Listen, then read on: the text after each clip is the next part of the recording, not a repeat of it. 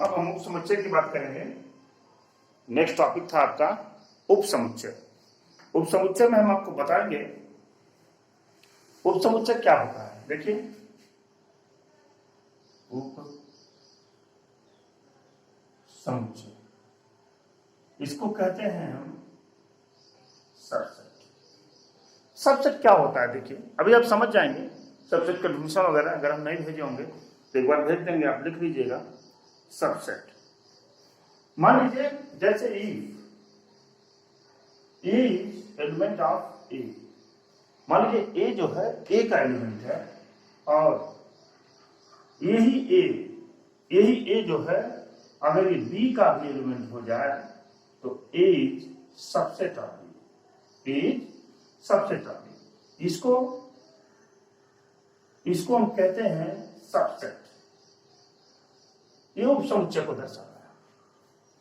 मतलब अगर ए जो एलिमेंट है वह सेट ए में भी हो और ए जो एलिमेंट है ये सेट बी में भी हो तो A subset of B. A B का सबसेट हो जाता है। इसका मतलब होता है कि ए का एलिमेंट बी में है, A is subset of B.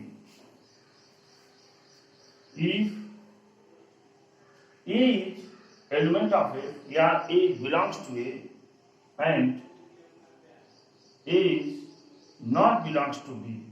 A से बिलोंग कर रहा है और ए बी से बिलोंग नहीं कर रहा है तो लिखेंगे A is not subset of B. A is not subset of B.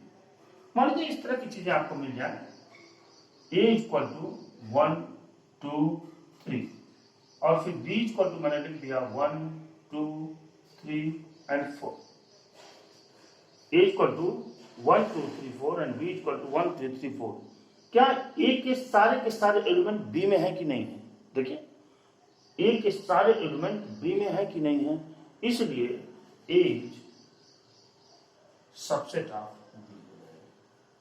A is subset of B. एक चीज हम टिप्पणी लिख रहे हैं, एक हम टिप्पणी लिख रहे हैं, उस टिप्पणी को याद रखिएगा। कभी एक नंबर में अगर आ जाता है तो इस टिप्पणी के माध्यम से आप उस क्वेश्चन को तुरंत सॉल्व कर देंगे और एक नंबर मिल जाएगा आपको। देखिए, ऐसे लिख भी देता हूं, रिक्त समुच्चय प्रत्येक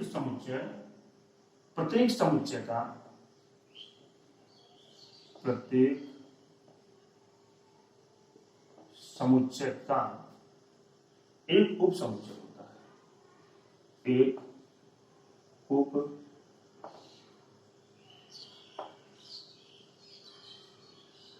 उप समुच्चय होता है। रिक्त समुच्चय प्रत्येक समुच्चय का एक उप समुच्चय होता है। हमेशा इसको ध्यान रखेंगे। अब हम बहुत इंपॉर्टेंट चीज बताने जा रहे हैं जो कि आगे भी आपको पता चलता चलेगा। इसको नोट कर लीजिए।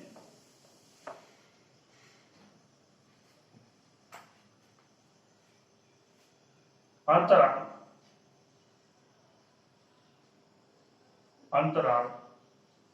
आर के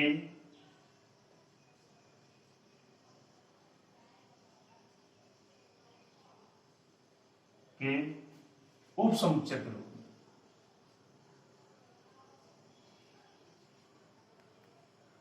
में इंटरवल लिखेंगे। Interval as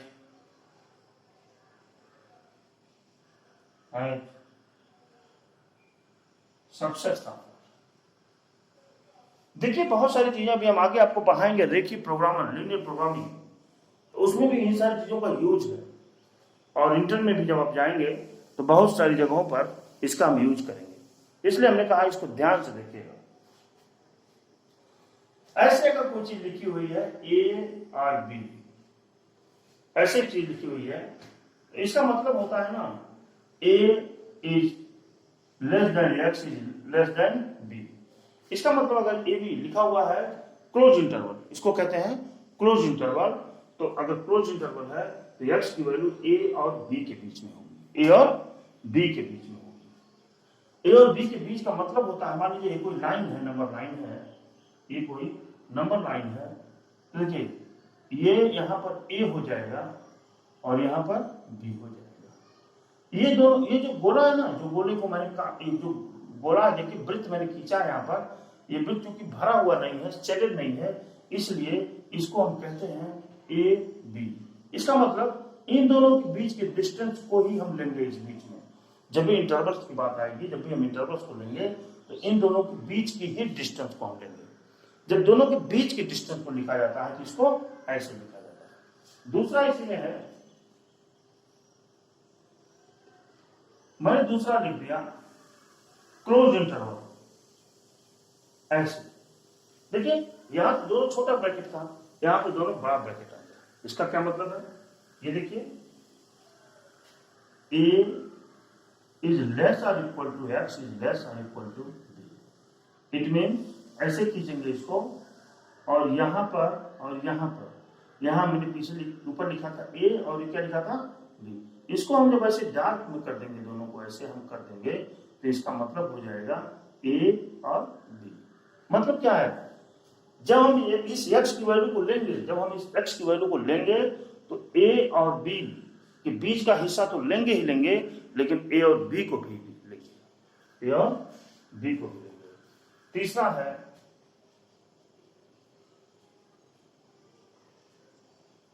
a b।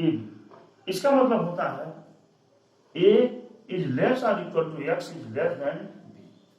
मतलब इस x की वैल्यू या तो a के बराबर है या तो a से छोटी है, दोनों है। x के बराबर भी है और a से छोटी भी है, लेकिन b से क्या है, b से छोटा है। इसको नंबर लाइन पर ऐसे डिनोट करते हैं, देख लीजिए इसको, ये है ना b, या ये क्या था, a था, ये b था। इसकी वैल्यू x की वैल्यू क्या है, a के बराबर है ना, तो इसको हम शेडेड में कर देंगे। ये हो जाएगा आपका a और ये देखिए मैंने इंटरवल्स के विषय में आपको बता रहा हूं। जब भी ऐसा ऐसा लगेगा तो इसका मतलब आप यही समझेंगे कि बड़ा ब्रैकेट जिधर लगेगा उसकी वैल्यू वह भी होगी, साथ में वह भी होगी और उसके बीच की वैल्यू भी होगी। तीसरा है, अब हम लगाएंगे चौथा। चौथा यहां पर इसका मतलब होता है a is less then x is less और इक्वल टू b। अब x की वैल्यू क्या है, a से छोटी लेकिन b के बराबर होना चाहिए। इसको भी हम नंबर लाइन पर ऐसे लिखेंगे, इधर हम गोली ही कर देंगे और इधर क्या करेंगे, शेडेड कर देंगे, क्योंकि बराबर लिखा हुआ है। a हो जाएगा और ये क्या हो जाएगा b। इसको हम लिखते हैं a, b। आपको हमने इंटरवल्स के विषय में बता दिया है, इसको भली भांति जान लीजिएगा और इसका परिचय कर लीजिएगा।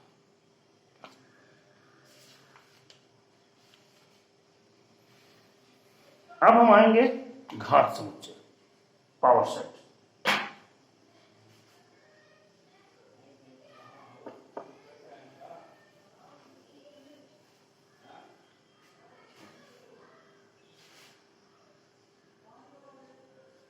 घात समुच्चय, इसको कहते हैं हम पावर सेट।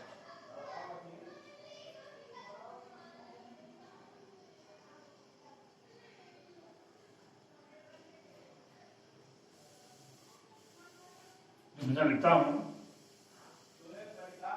किसी समुच्चय की किसी समुच्चय के उप समुच्चय को समुच्चयों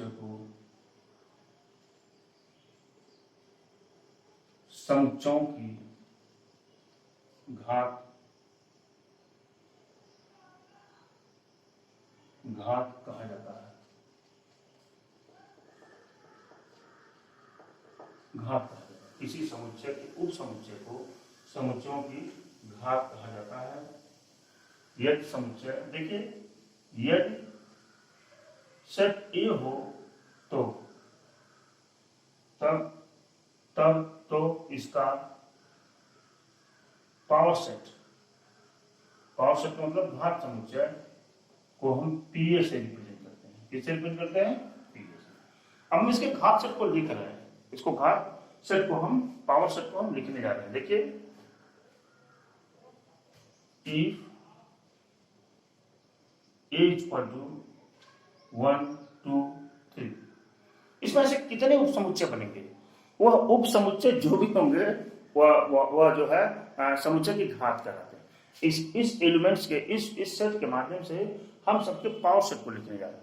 अगर हम इसको पी ए ऐसे लिख देंगे, पी ए, इसका मतलब हम ए का पावर सेट लिख रहे हैं।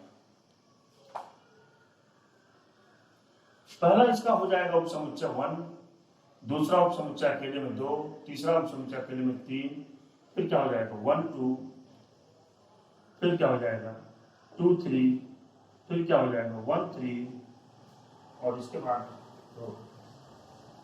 1 2 2 हो जाएगा। ये इसके समुच्चय हो जाएगा, ये इसके उप समुच्चय। ऐसे इसका समुच्चय निकालेंगे, कोई भी रहेगा हम आपको निकाल देंगे। मान लीजिए आपसे कह दिया गया ए इक्वल टू ए बी का पावर सेट बताइए, तो लिखेंगे पी ए बराबर यहां से ए, फिर क्या बी, फिर क्या आ जाएगा ए बी, बस 3 सेट हो जाएंगे इसमें। ये उप समुच्चय हो जाएगा ना। ये उप समुच्चयों को ही इसका हम पावर सेट कहते हैं। अब सबसे इंपॉर्टेंट बताया जा रहा है आपको सार्वत्रिक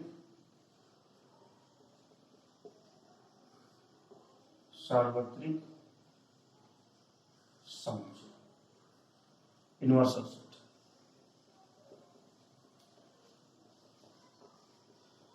यूनिवर्सल सेट बताया जा रहा है आपको। इसे U से डिनोट करते हैं, U से डिनोट करते हैं। पहला चीज यूनिवर्सल सेट, देखिए सार्वत्रिक सेट एक ऐसा सेट है कि चाहे जितने सेट हों वह सारे के सारे सेट उस यूनिवर्सल सेट में रहता है। उस सारे के सारे सेटों का एलिमेंट उस यूनिवर्सल सेट में रहता है। जैसे देखिए अभी आप समझ जाएंगे, ए बराबर हमने ए बराबर लिखा 1 2 3, फिर बी बराबर हमने लिखा 4 5 6, फिर हमने सी बराबर लिखा 7 8 9 10। ये मैंने लिख दिया। तब इसका यूनिवर्सल सेट U बराबर हो जाएगा।